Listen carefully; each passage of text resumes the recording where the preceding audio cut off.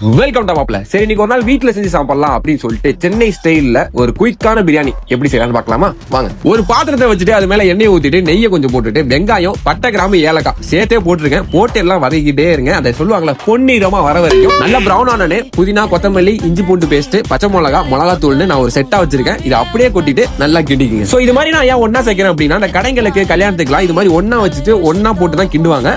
So அதனால நமக்கு அந்த டேஸ்ட் வந்து டிஃபரெண்டா கிடைக்கும் அப்படின்னு நான் நினைக்கிறேன். பார்ப்போம். அதே மாதிரி தக்காளி, தயிர், உப்பு சேர்த்து போட்டு கிண்டிக்கலாம். நல்லா எண்ணெய் பிரிஞ்சு வந்தோடனே தண்ணியை ஊத்தி சிக்கன் போட்டு மூடிக்கலாம். அப்படியே பக்கத்துல பாத்தீங்கன்னா உலை வச்சிருக்கேன். அதுல பாஸ்மதி அரிசி போட்டு 1.5 ஸ்பூன் உப்பு போட்டு கொதிக்க விட்டுருங்க. அரை வேக்காட்டுல எடுத்துருங்க. அப்படியே இந்த பக்கம் லைட்டா கொதி வந்தோடனே அந்த அரை வேக்காட்ட அரிசியை போட்டு லைட்டா அரிசி உடையாம கிண்டி விட்டு அரிசியும் தண்ணியும் ஈக்குவலா உள்ள மாதிரி பாத்துங்க. அப்படி இல்லன்னா கொஞ்சம் வடிச்ச தண்ணியை அது மேல ஊத்திட்டு லைட்டா கிண்டி தம்ம போட்டு ஹை ஃபிளேம்ல ஒரு 1/4 மணி நேரம் விட்டுருங்க. அப்புறம் வந்து திறந்து பாத்தீங்கன்னா நல்ல புப்பு புப்புன்னு அப்படியே வித விதையா அப்படியே ரைஸ் மலை மாதிரி அப்படியே சிக்கனோட சேர்த்து இந்த ரைஸை போட்டு அப்படியே ரைத்தாவோட சேர்த்து சாப்பிடுறப்போ நானா செஞ்சது அப்படிங்கிற மாதிரி இருக்கு. ட்ரை பண்ணி பாருங்க, நல்லா இருக்கும்.